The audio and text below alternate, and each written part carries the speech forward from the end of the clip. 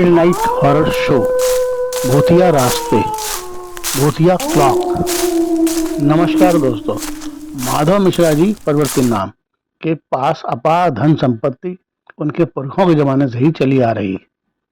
जैसे जैसे समय बीतता जा रहा था, माधव मिश्रा जी का लंबा चौड़ा परिवार छोटे छोटे टुकड़ों में बिगड़ते बिगड़ते 4 सदस्यों के छोटे से परिवार में सिमट कर रह गया था।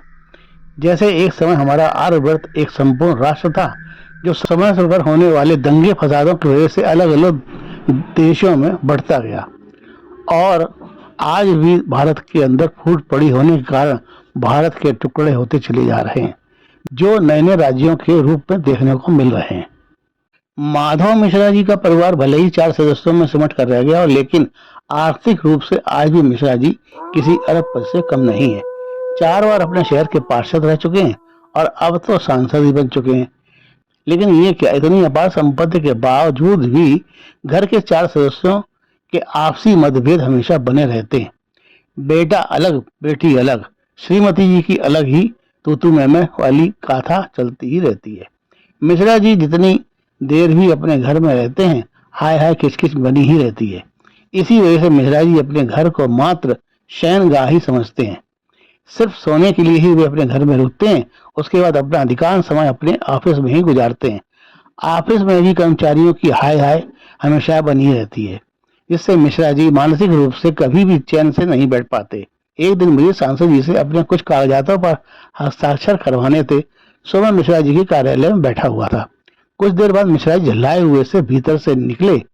मैंने मिश्रा जी को प्रणाम किया, लेकिन मिश्रा जी ने मेरे प्रणाम का जैसे कोई ध्यान ही न दिया और अपनी कुर्सी को एक झटके से खींचते हुए उस पर धम्म से बैठ गए और मुझसे बोले, हाँ कहिए क्या काम है। मैंने कहा, सर कोई खास काम नहीं, बस एक जगह आपके ऑटोग्राफ चाहिए थे। जैसे ही मैं बोला, मिश्रा जी की निगाहें मेरे ऊपर पड़ी। अचानक से हंसते हुए बोले, अरे भाई आप हैं, मैंने सोचा कोई जनता का बंदा है। मैंने कहा, मिश्रा जी मैं भी जनता जनार्दन से ही हूँ। मिश्रा जी ने अपने चपरासी को आवाज दी, अरे राजू सुन, 2 चाय लेकर आ, और हाँ कुछ बिस्कुट भी ले आना। चाय तो पीते हैं ना भाई साहब। मैंने कहा, हाँ क्यों नहीं, और अगर ना भी पीता होऊंगा तो भी आपके हाथ की जरूर पीऊंगा। मिश्रा जी ने मेरे कागजों को देखते हुए उन पर अपने साइन करते हुए पूछा, सब ठीक तो है। मैंने कहा, हाँ सब आपकी कृपा से मिश्रा जी। आप सुनाइए, बड़ी टेंशन में लग रहे थे। मिश्रा जी बोले, क्या बताऊं यार, पता नहीं क्या कारण है, घर में जाओ तो वहां भी बेवजह की टेंशन होती है, ऑफिस आओ तो यहाँ भी। ये सारे कर्मचारी कोई ना कोई टेंशन क्रिएट किए रहते हैं। इस समय मेरी निगाह मिश्रा जी के ऑफिस के मेन गेट के ऊपर लगी वॉल क्लॉक पर पड़ी। मैंने कहा, मिश्रा जी क्या आपने कभी इस बात पर ध्यान दिया है कि किसी भी शहर के नक्शे में वहां का घंटा घर जिसमें चारों दिशाओं में घड़ी की सुइयां घूमती रहती हैं, वह पूर्व या उत्तर की दिशा में ही क्यों बनी होती है। मिश्रा जी बोले, नहीं मैंने तो इस बात पर कभी गौर ही नहीं किया, क्या कारण हो सकता है। मिश्रा जी, इसका एक बहुत बड़ा कारण है। अगर आप अपने घर की क्लॉक को दक्षिण या पश्चिम दिशा की दीवार पर टांगते हैं तो ये भूतिया क्लॉक बन जाती है। यानी इस दिशा में क्लॉक को लगाने से घर में नकारात्मक ऊर्जा का संचार होता है, जिससे हमारे घर में आर्थिक तंगी, मानसिक तनाव और रोज रोज के आपसी झगड़े होते ही रहते हैं। इसी प्रकार अगर आप अपने ऑफिस या घर के मुख्य दरवाजे के ठीक ऊपर बीचों बीच क्लॉक को टांगते हैं तो भी ये भूतिया क्लॉक बन जाती है, जैसे आपने टांग रखी है। शहर में हमेशा सुख शांति बनी रहे और वहां के निवासी सुकून की जिंदगी जिए, इसीलिए उस शहर की नगर निगम या निगम परिषद अपने शहर के पूर्व या उत्तर दिशा में ही घंटा घर का निर्माण कराती थी और आज भी वैसे ही कराती हैं। जिन शहरों में घंटाघर पश्चिम या दक्षिण दिशा में बना होता है, उस शहर में हमेशा दंगे, दुर्घटनाएं, राजनीति जैसी दुर्घटनाएं बहुत अधिक होती रहती हैं।